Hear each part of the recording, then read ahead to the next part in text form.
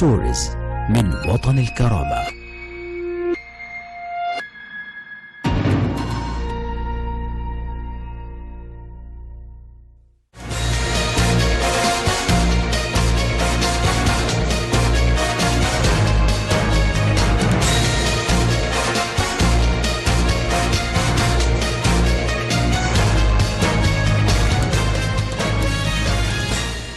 Hello, welcome to Watan al-Karama News Channel. It is 9 p.m. our time for top stories, and we start with latest developments in Libya. Official spokesman for the Arab Libyan Armed Forces, Major Muhammad Hijazi, said that the next stage has good news for all Libyans after the terrorist militias were tightly surrounded in Benghazi. Hijazi noted in a statement to Watan al-Karama News Channel that the Air Force is still launching intensive airstrikes on terrorist elements in Bouatni, Al-Hawari and Western districts.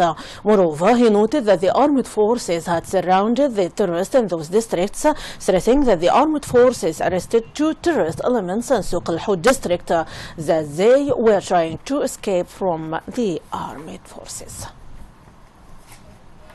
Al-Karama Youth Operations Room in Benghazi announced its support for the Libyan armed forces and its general leadership in war against terrorism. This came during a statement in Lethi district of Benghazi. The Operations Room said it may use force against anyone who seeks to divide the country or sow discord, stressing that the uprising of the Libyan people was against terrorist militias and extremism, and that this uprising was launched in support of the armed forces. Commander of Battalion Number 21 in Ajdabia, Lieutenant Muhammad Absayas, said the support that reaches to terrorist groups in Benghazi comes across Ajdabia.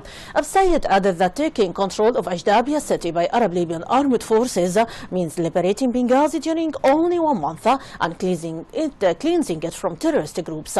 Moreover, he stressed that the terrorist groups live in Ajdabia and no one can deny this reality.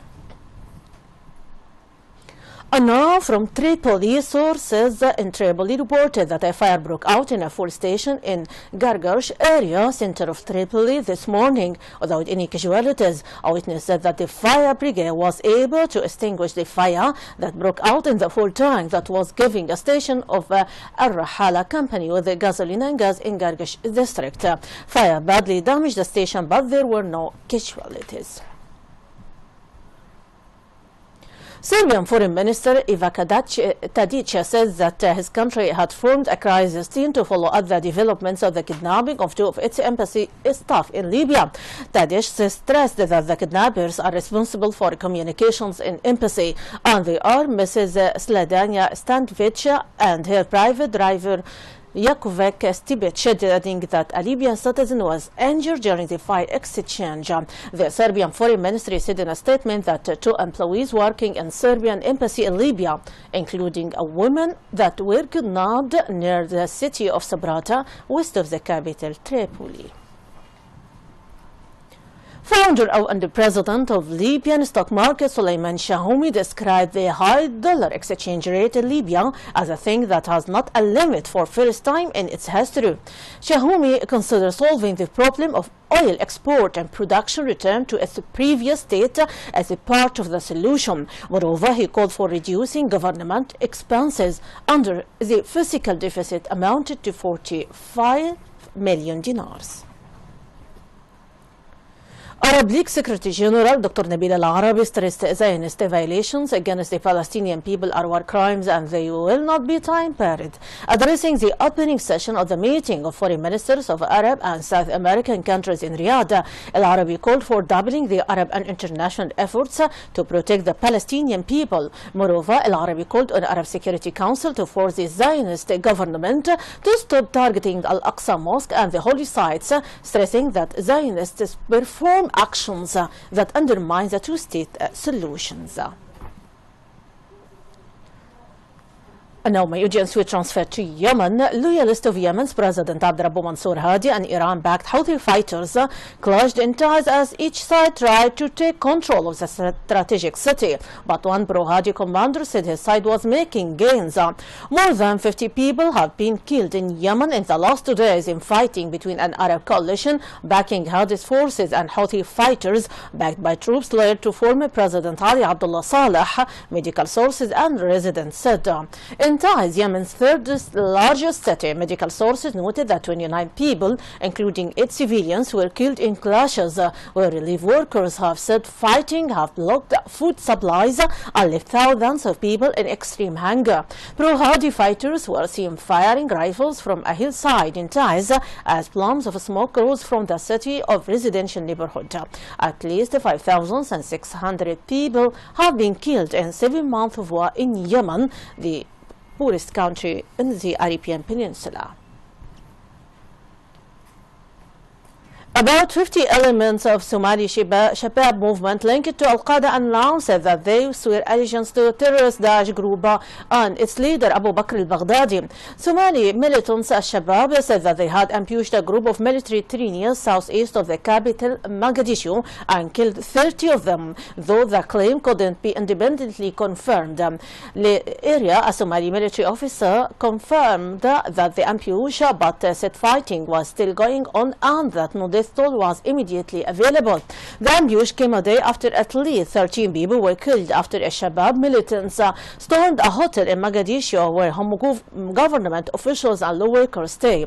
The militants, which aim to topple Western-backed Somali government and local authorities, often cite different numbers of casualties. Is battling to rebuild the Horn of Africa's nation after more than 2 decades of the conflict. Al-Shabab ruled large parts of the Somal until 2011, when Somalia was driven out of Mogadishu by African and Somali troops. And finally, about immigration crisis, Australia came under fire at the United Nations for its offshore processing of asylum claims, facing allegations that it sent back some refugees in defiance of international law and detention of child migrants. Sterilizations of disabled and discrimination against indigenous people were other concerns raised during the UN Human Rights Council examination of Australia's record, part of a regular review of each UN member state held every 4 years. Successive Australian governments have vowed to stop asylum seekers from reaching the mainland, sending those intercepted on unsafe boats to camps on Christmas Island and more recently Manus Island in Papua New Guinea and Nauru in the South Pacific. Some 2,044 people are currently in immigration detention, including 113 children, down from a peak of 2,000 children middle 2013, said Stephen McLean of the Immigration and Border Protection Department. A further 30,000 migrants were approved to live in community. Egypt, Fiji, France, Germany, Britain, and the United States and Sweden were among delegations criticizing Australia's asylum policies. By audience, that is the wrap-up of our top stories for today. For much more, you can check our website www.watanilkarama.tv. Thanks very much for being with us. My greeting, Rانيا البليدى.